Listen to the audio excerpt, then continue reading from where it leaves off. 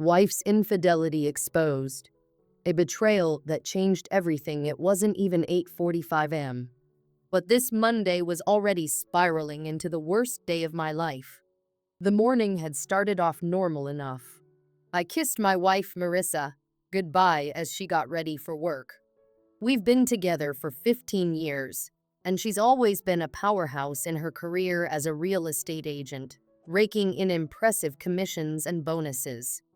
"Have a great day," she said with that polished realtor smile. I didn't know why, but her overly rehearsed tone grated on my nerves more than usual. There was something in her smirk, something secretive that stuck with me as I left for the office. I couldn't shake the feeling all morning. Even as I arrived at work, my thoughts were consumed by the stack of reports due by month's end. By 7:45, I'd settled in and grabbed a coffee. That's when everything fell apart. Out of nowhere, I was hit with an excruciating pain. It was so sharp and unbearable that I couldn't hold back a scream.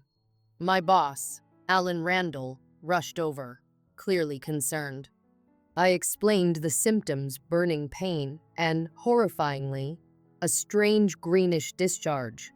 Alan insisted I leave immediately to seek medical attention and assured me he'd handle my workload while I took the time I needed to recover.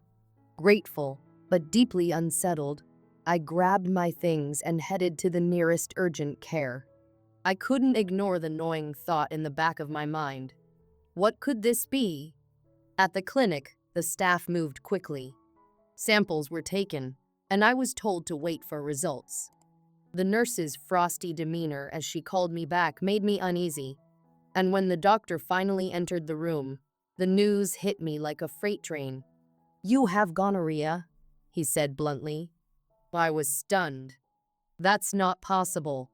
I've only ever been with my wife," I stammered.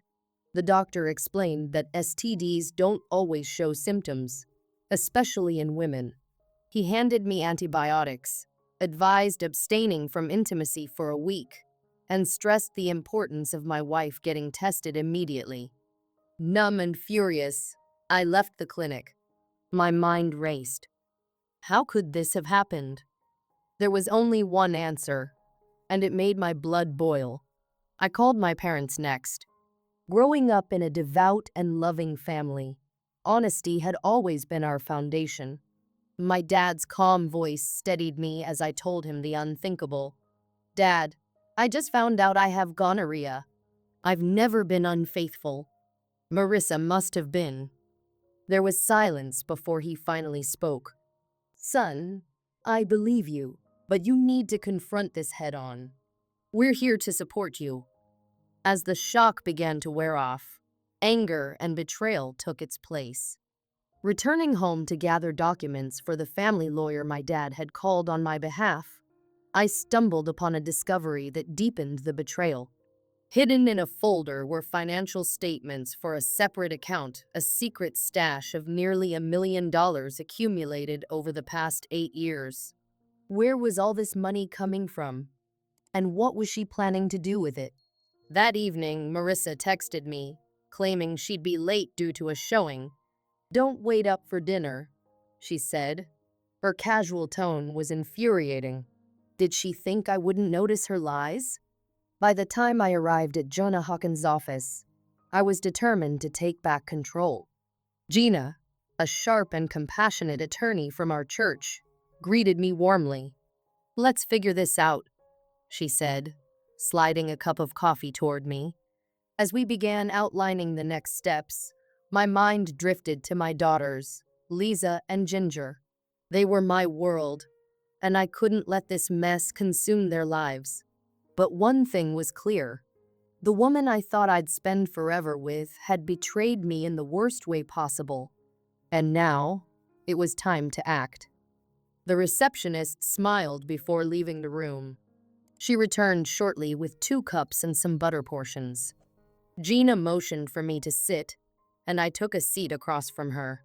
"I was surprised to get a call from your father this morning," Gina began. "So, you're facing a problem that needs legal attention?"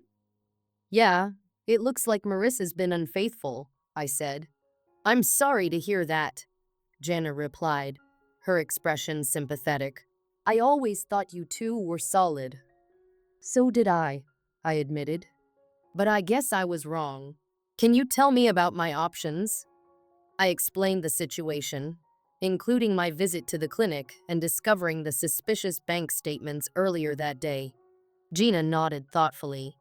I understand how tough this must be, she said.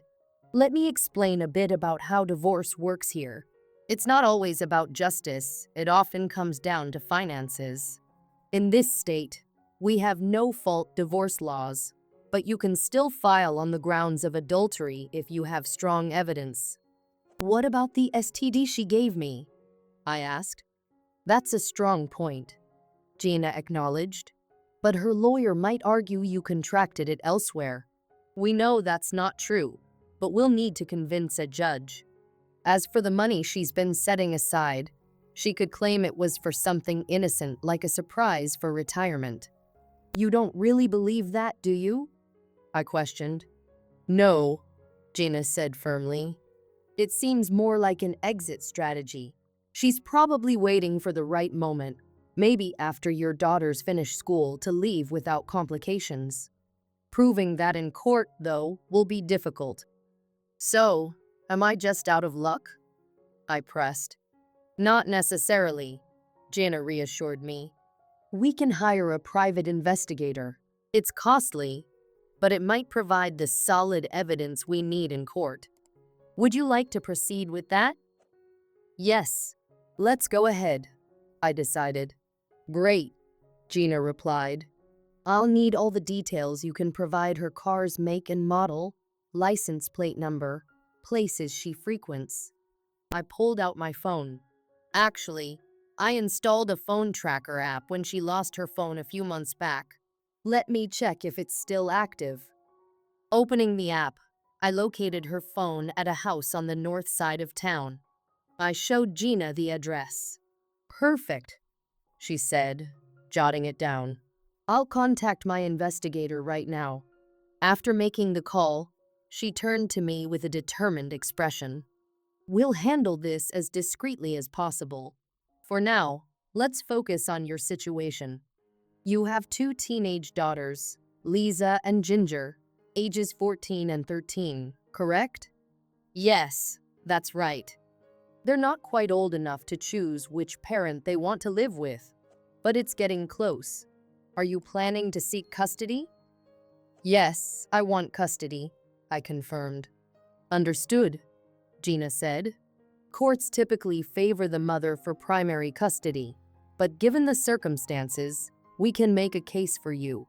Who's been the primary caregiver? Marissa often goes out in the evenings, so I've been the one at home, I explained. Got it. And just to clarify, are you certain the girls are biologically yours? I believe so, yes, I replied defensively. At this point, does it matter? My name is on their birth certificates, and I've raised them since they were babies. I understand, Gina said gently, but it might be good to know for sure.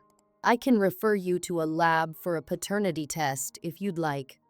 Okay, I'll think about it, I said.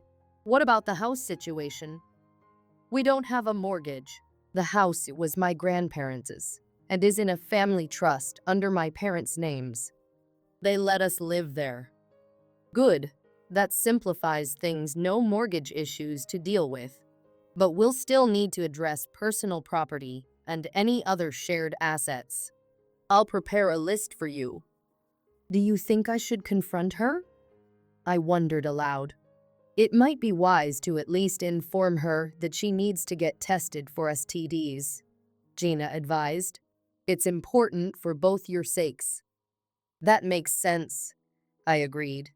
After finalizing some paperwork, Gina handed me a checklist and the lab's contact information. Complete these tasks, and we'll keep you updated, she said. I will, I promised, appreciating her support. As Loretta reassured me over the phone, her voice carried genuine concern. Thanks for watching the girls.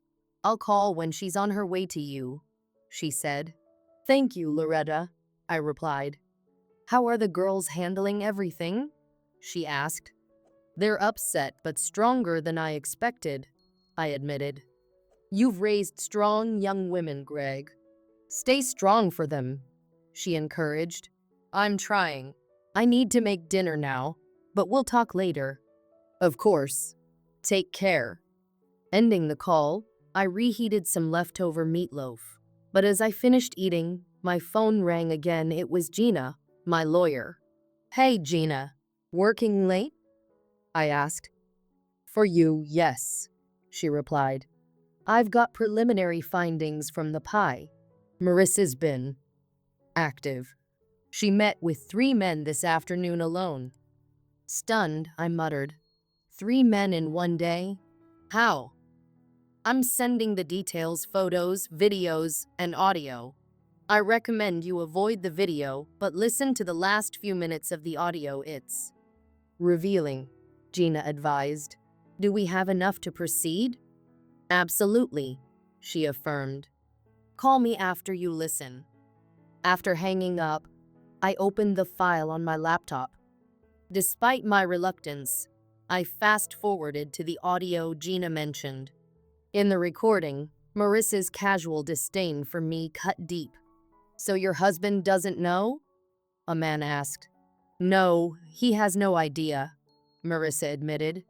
Isn't he good to you at home? She laughed. He's good to the girls and doesn't complain when I come home late. But he's dull, was even a virgin when we married. The man chuckled. So why stay with him? For now, she said. At least until the girls graduate. Then I'm free. Listening to her words, her callous dismissal of our marriage and family, was gut-wrenching. I clenched my fists as anger and heartbreak washed over me. Later that evening, my phone buzzed. It was Marissa. Hi, Greg, she greeted. Hey, I replied, keeping my tone neutral. Just wrapping up work. I'll be home soon. Sure, I said, masking my emotions. Love you, she added. Me too, I responded, wondering if she caught my lack of sincerity. When she didn't arrive after hours of waiting, concern replaced anger. Finally, my phone rang. Mr. Watson, this is Angela Barnes from Mercy Hospital. Your wife was in an accident and has been admitted. Can you come in? My heart sank. Is she okay? I'm sorry. I can't provide details. The doctor will speak with you when you arrive. At the hospital, a police officer explained that a drunk driver had hit Marissa's car. Then, the doctor's words hit me like a hammer.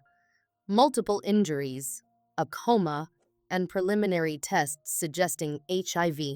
I recommend you get tested as soon as possible, the doctor said. I nodded, barely processing the weight of it all. When I finally saw Marissa, swathed in bandages and hooked to machines, my heart ached.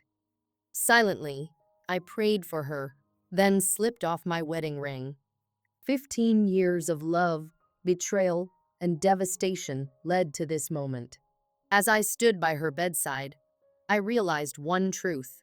This chapter of my life was closing, and I needed to rebuild for myself and my daughters. Pulling the envelope containing the photos from my pocket, I carefully wrote Marissa's name on it and slipped my wedding ring inside before sealing it. Turning to the nurse, who was closely monitoring Marissa's condition, I handed her the envelope. Could you make sure she gets this when she wakes up? I asked. Of course, the nurse replied warmly. You can place it on that tray over there, she added, pointing to a nearby wheeled tray. Thank you, I said softly, setting the envelope down where Marissa would see it when she woke. I lingered for a moment, my gaze falling on her pale face. It pained me to see her like this. Noticing she was still wearing her wedding rings, I gently removed them and slipped them into my pocket. Goodbye, Marissa, I whispered. Then, With a nod to the nurse, who offered me a sympathetic smile, I left the room. The drive home was heavy with silence. I called Loretta to update her on the situation. She was stunned, particularly about Marissa's health complications. "Greg, you know Frank won't be comfortable with her staying here if she's HIV positive," she said, her voice tense. "He's worried about the kids, and I can't blame him." "I understand," I replied. "Her parents are retired in Florida, so that's not an option. I'll find her an apartment." "I think that's best," Loretta agreed. "I'll help you pack her belongings, but after that, I need to step back. I have to prioritize my family." "I get it," I reassured her. "Thanks, Loretta. Get some rest, and I'll keep you updated." When I got home, it was almost midnight. Exhausted, I collapsed into bed and fell asleep almost immediately. The next morning, I woke up with the weight of everything still pressing on me. I scheduled an appointment with my doctor, who surprisingly had an opening later that morning. Afterward, I called my parents to update them on Marissa's condition. They were shocked, especially about the possibility of HIV, but offered to bring the girls to visit her if they wanted. I also shared the evidence I had uncovered about Marissa. My dad asked me to email him the details, which I did immediately. Over the phone, I confessed, "It's bad, Dad." "It's okay, son," he reassured me. "We'll handle this together." I updated Gina as well. She was taken aback, but saw this as an opportunity to finalize the divorce papers quickly. Later, I informed Marissa's office about her accident. They expressed their condolences and promised to visit her. The following weeks were a whirlwind. I found a 2-bedroom apartment for Marissa, paid the deposit and 2 months' rent from her share of our joint account, and packed her belongings with Loretta and the girls. During this time, I received confirmation from the DNA lab that both girls were mine, a small relief amid the chaos. I met with the insurance adjuster to assess Marissa's totaled car. Astonishingly, she had survived the crash. Since the car and policy were in her name, the insurance payout would go directly to her. I retrieved the last of her belongings and delivered them to her apartment. 2 weeks after the accident, the hospital called to inform me Marissa had woken from her coma. The nurse suggested I visit that evening, which I agreed to. Before leaving, I asked my daughters if they wanted to see her. "No thanks, Dad," Lisa replied firmly. "I'm too mad at her right now." "Me too," Ginger added. "And I have a lot of homework." I understood.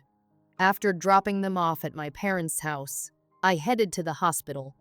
When I arrived, Gina and Loretta were already there. The nurse escorted us to Marissa's room. She looked pale and frail, but alert. "I'm glad to see you're awake," I began. "We need to talk."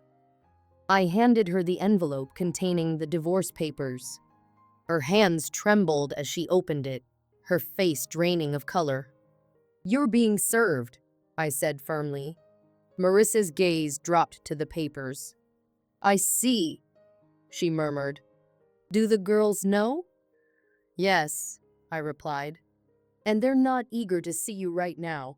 I've already filed for full custody, though they'll have visitation rights if they decide they want to see you." Her voice cracked. "Do you hate me?" "Hate is a strong word," I replied evenly. "But let's just say my opinion of you has changed." She nodded, tears streaming down her face. "Do you think you could ever forgive me?" "Maybe someday," I admitted, "but not now." The days that followed were emotionally draining, but brought a sense of closure. The divorce finalized smoothly within 3 months. I was relieved to find out I was HIV negative, as was Marissa. Surprisingly, Gina handed me a check for $450,000, half of Marissa's secret fund. Though life was far from perfect, I felt the first glimmers of hope as I began to rebuild for myself and my daughters. I had set aside some funds for Lisa's college education, and life with Ginger and the girls began to find its rhythm. Despite the challenges of single fatherhood, my daughters were my anchor, keeping me grounded.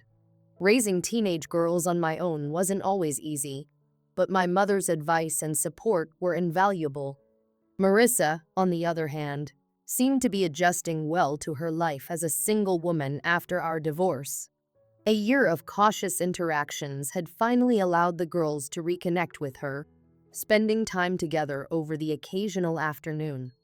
Marissa had also resumed her real estate career, starting fresh with a new company after a messy exit from her previous one due to undisclosed indiscretions. According to the girls, she was doing well and had shed her former deceptive tendencies. Meanwhile, I began to notice more attention from the single women at church. They'd often send me home with homemade dishes, from pies to lasagna, a gesture that didn't go unnoticed by the girls. "Dad, you really should start dating again," Lisa encouraged one evening. "It's not good for you to be alone." I wouldn't even know where to begin, I admitted, feeling out of touch with dating. "And I'm not exactly alone. You two keep me pretty busy." "We won't be around forever, though," Ginger added, half seriously, half joking. "It's simple. Dad, just ask someone out to dinner. You can do that, right?" Her words made me pause, and I realized she was probably right. It might be time to step beyond my role as a father and explore something for myself. That very Wednesday, I ran into Rhonda Carson at the church coffee shop. Rhonda, a widow who had lost her husband in a tragic accident, was raising her teenage daughter on her own. She had recently given me a casserole that I had really enjoyed. "Hi, Rhonda. How are you?" I greeted, recalling how comforting her dish had been. "Hanging in there, Greg," she replied. "How about you?" "I'm doing okay. I really enjoyed that casserole last week." "Thanks again," I said, hoping to keep the conversation going. "That's good to hear. It can be tough managing on your own, can't it?" She sympathized. "Yeah, it's challenging at times, but we manage," I agreed, finding common ground in our shared experiences as single parents. Over coffee, we talked more about the challenges of raising teenagers alone. Encouraged by how easy the conversation flowed, I decided to take a chance. "Rhonda, I'm pretty new to this whole thing, but would you like to have dinner with me sometime? Maybe this Friday?" Her face lit up, and she smiled. "Yes, Greg, I'd like that."